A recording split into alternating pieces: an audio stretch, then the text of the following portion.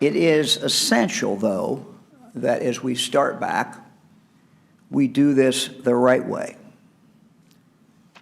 We must get this right because the stakes are very high. If we don't do it right,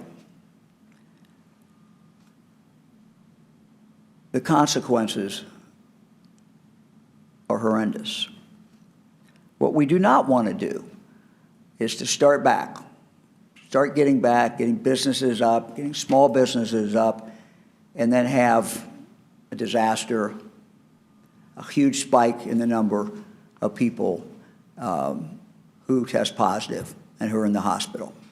That would be disastrous.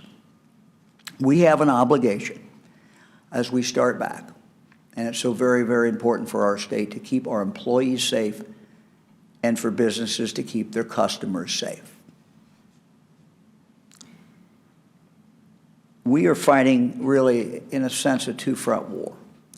One has to do with keeping us safe, medical point of view. One has to do with a medical crisis, but the other has to do with an economic crisis, a crisis about jobs and the economy. A while ago, we created the Governor's Board of Economic Advisors. Just as I looked to the medical community to give us help, give us advice, and we still do that. We put a group together of doctors and others who really understand pandemics.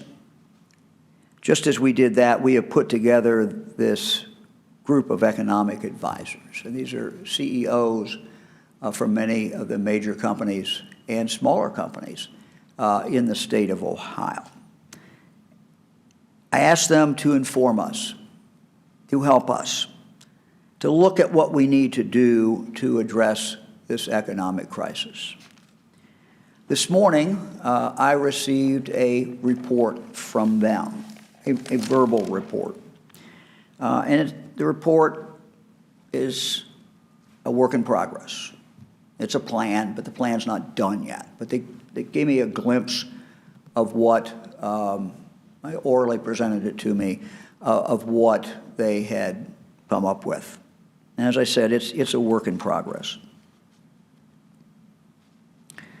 And let me talk for a moment about that. While COVID is out there, no plan will guarantee people will not get it. That's the reality. But during the stay-at-home time, the companies that were allowed to continue have learned a lot, and we've seen them put in place some very, very stringent measures. And so in a sense, this has been a trial period where we can see some of the things that work. And so we have learned from that. I have asked the Lieutenant Governor to work with all kinds of businesses around the state, and I'm doing it as well, but he's taking the lead on it, to come up with the best practices that we can. And again, some of this is based on what they've learned in the last month. Some of it is based, obviously, on medical science. And what we are seeing is companies that have done quite a good job. I want to show this slide. Frank Sullivan of RPM heads up this group that we put together. This is a slide that kind of shows some of the things that they have done. And I'll just go through this quickly. Again, this is one company, one type of business. For other businesses, there may be different things, but this is kind of an example of what you could put together. Regular checks of PPE stock, supply and lead times, make sure it's there. Limit visitors, essential ones only. Screen for health upon entry. Everybody come in and get screened. So we'll look at that right there. Clear guidelines on hygiene. Instruct on self-monitoring for illness. Below 100 fever, no cough, respiratory issues, sore throat, none of that. Okay. Assist employees with alternatives to public transportation. Enforce 6-foot physical distancing. Some of that. Mandatory mask. Communicate suspected exposure to cases of COVID-19, and on and on and on. That's just one company, one example, but that's the type protocol that we're looking to put together as people look to start back in.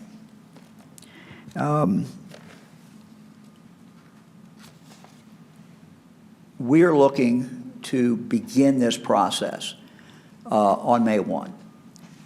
We've got a lot more work to do between now and May 1 because we want to get this right. We will start with companies that can demonstrate that they can do these things. We'll start with some companies that, and this will be phased in because we got to measure how we're doing as we go. But we'll do this with companies where we have been able to put together the guidelines and companies that we think can start back down this road. Again, the world that we're going to see is a different world, and the world in the workplace is going to be different.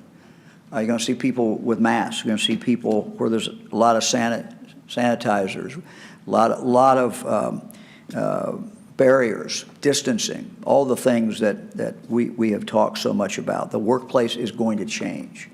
And for the companies to come back, we want to make sure that they're able to assure this for their employees and for those that are retail, for their customers. We enter a time when this is a new reality, really. And again, this is going to last until we're done with COVID and until we have a vaccine. You're going to be seeing masks everywhere in public. We're going to see the washing of hands, the sanitizers, wiping surfaces, distance, distance, distance. That is our new reality. I want to talk for a moment, and Dr. Acton has talked a lot about this, but I want to talk about it because, again, as we start back in, people are going to have to make decisions. And people are going to have to make the best decision they can that's in their own best interest, in their own health and their own well-being. So we have a slide that shows the people who are most at risk. Older adults, people who have their immune system compromised, people of any age with these underlying medical conditions are at a higher risk for COVID-19. They're at a higher risk of hospitalization, higher risk of death. And Dr. Acton can explain it a lot better, but I don't know if you all can read it, but chronic lung disease, moderate to severe asthma, heart conditions, immune-compromised individuals, liver disease, chronic kidney disease, diabetes, obesity. I'm sure there are many more, but those are the individuals in this new world that's going to last for, we don't know, a year or so. Not going to last forever. It's going to last for a while. Those are individuals who certainly are at the most risk and are going to have to be exceedingly careful as they look at what they do and the decisions that they make. Let me address directly young people. I was 20 once, I was 25 once, I thought I was invincible, and that's kind of the nature of the age, and I get it. But as we've talked about, you can be just as much a carrier as anybody else, and so you need to be careful. We have had young people hospitalized. The odds are much better for you. But we also know that you can be a carrier. And without intending to do anyone harm, you visit an older person, you can be carrying that and not even have any symptoms at all. So I would just, as we enter this new period, ask our young people to be very, very responsible, worry about others. If you're not worried about yourself, worry about others. As we enter this new period, beginning May 1, we're going to continue to be fact-driven. We're going to follow the facts. We're going to see where we are going. We're going to have the ability to adjust where we're going. What are the variables as we kind of steer the ship? What are the variables that are going to make us go one way or the other? They're obvious, I think. where are we at flattening the curve? We hope to start going down, but we certainly do not want to go back up. So as we open up, we're going to be very, very careful about that does not happen.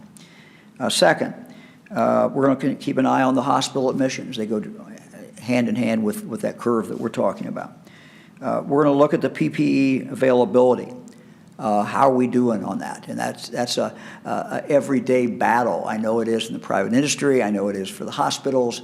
I know people who work in our team. We're out there trying to find this and trying to make sure that it gets manufactured. I think the good news is, I believe, that as time goes on, and we have bought some time, that's going to get better. That we're going to have more domestic companies that are making it, and that the availability will slowly, over time, go up. Testing capacity. Again, I'm an optimist. I think our testing capacity is going to go up. And we know it's going to go up. We just hope it goes up fast. But again, that is a variable in our ability to test as we move Ohio forward. Again, we're going to be very fact-driven. We're going to adjust as we need to as we move forward. Let me just say to everyone that we're a two-front war now. Got to keep safe. Got to protect the most vulnerable. Same time, got to start moving this economy back forward. We got to do both things at once, and we can do that. My commitment to you is that I will fight just as hard to bring this economy back. I will give it everything I have, and I am doing that, as I have to fight to save lives of Ohioans. That's what Dr. Acton will do. That's what I will do. That's what Lieutenant Governor Houston will do and our team. That is our commitment to you. We will work on both of these every single day. We will take the best advice that we can find as we do it. But those are our objectives. They're not inconsistent. They can go hand in hand. We just have to be careful how we do it. When we put businesses back in, we've got to make sure that they can do everything they can to as much as humanly possible. Nothing's perfect. No place is totally safe. But to as much as humanly possible, assure that their employees, and if they're retail, their customers, have a safe place to work, a safe place to come and shop and do the things that we like to do. I am an optimist. I think we can do this. I know we can do this. This is new. This is a new thing for us, and it's tough. No one says it's easy, but I am an optimist. My wife Fran says anybody with 8 children by definition is an optimist, and I'm an optimist. We can do this. When I looked at what tie to pick out today, I picked the one with the flag again. So I would invite everyone to keep flying your flag. Fly your Ohio flag or your U.S. flag. We've done well. We've done well. We just have to keep moving. And now we move into this next phase as we get ready to start it on May 1st. And I will be continuing to report to you as we know more, as we lay this plan out. The outlines are there, but as we get more details, we will lay this out in the days ahead.